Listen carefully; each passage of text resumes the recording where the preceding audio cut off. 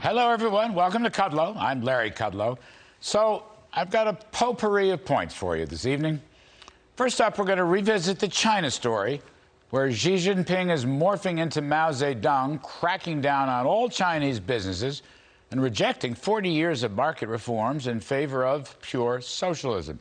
It's a blockbuster story, and I'm going to talk later with former Deputy National Security Advisor Matt Pottinger about what it means to have a government-controlled socialist economy run absolutely by a totalitarian regime, and how U.S. investment flows should be curbed, not only for American investor protection, but also in order to stop funding China's military buildup. And by the way, the U.S. should not try to out-China China by regulating every part of the economy and throwing subsidies at favored industries. Just because China will systematically damage their economy doesn't mean we should follow suit. And that includes raising taxes to tax rates that are above China's. We don't want to help them in their socialistic endeavors. Then we had President Biden at the UN yesterday, blathering on about the U.S. rebuilding alliances around the world with relentless diplomacy and fealty to multilateral organizations like the Chinese-dominated World Health Organization and the UN, especially the UN Human Rights Commission, which I'm sure will welcome the Taliban with open arms to take their rightful place next to China, Cuba, Pakistan, and Russia, those well-known beacons of democracy and freedom. And Mr. Biden apparently expects a business and professional relationship with the peace-loving Taliban 2.0, which, by the way, just banned girls from going to school. Of course, Mr. Biden never referred to the fact that he withdrew from Afghanistan and the Bagram airport one night without even bothering to tell Britain, France, or any of our NATO allies, who, by the way, had 8,000 troops in Afghanistan. And Team Biden continues its longing for an Iran peace deal, despite the fact that the Mo's are enriching uranium and building new missiles on a daily basis. And fresh after his UN triumph, President Biden met in the Oval with British Prime Minister Boris Johnson, who was willing to take questions from the British press, which, by the way, is lethal, and Mr. Biden refused to take questions from the American press that used to be a bunch of pro-Biden pussycats, but maybe now learning how the Brits do it. In any case, Biden's handlers kicked all the media out of the Oval Office. Not really fabulous for America's international standing. Despite all this, equity shares rebounded today by, I think, around 400 points at the close, some such thing, maybe not quite, because I guess there's no Lehman-like financial crash in China. And Jay Powell at the Fed kind of, sort of announced a pullback in bond purchases, but kind of didn't announce it either.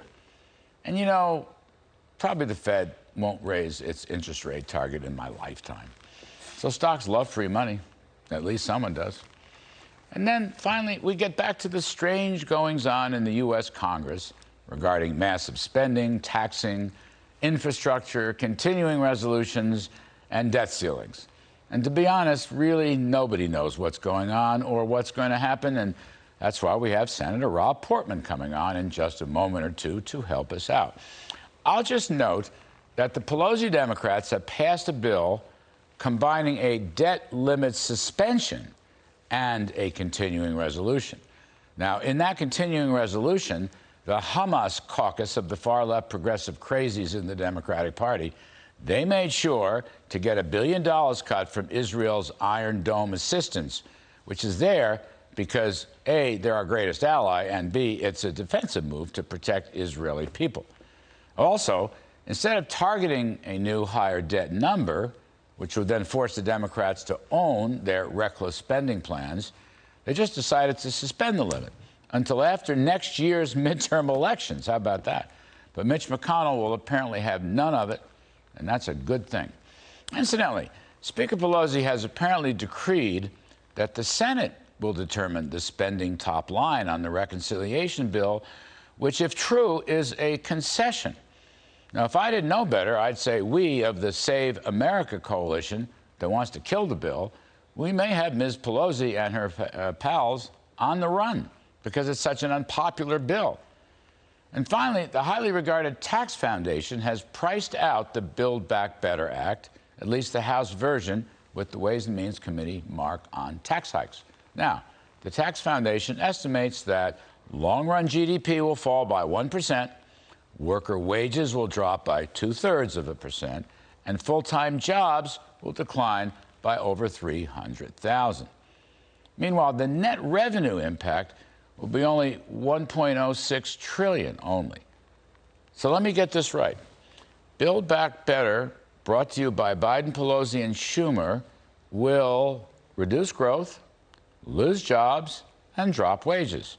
Meanwhile, the plan will be at least $2 trillion short of the so-called pay-fors. Really doesn't sound like such a great deal, does it? So I kind of think Joe Manchin is right. Pause the bill until next year, which is effectively killing the bill. Did someone say Save America, kill the bill? Yeah, I did. Save America, kill the bill. That's my riff this evening.